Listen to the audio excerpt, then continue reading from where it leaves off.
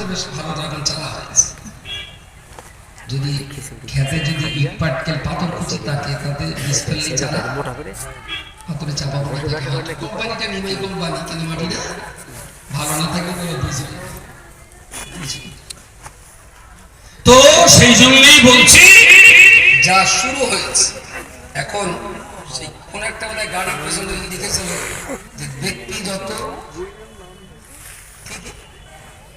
দেখবি যত ফুলবি তো তার ওটা আছে, ওরা আবার ফুলতেছে না, জ্বলতেছে বইরা।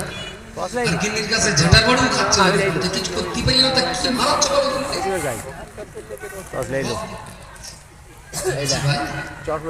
হিংসা না করে, জ্বালাতন না করে।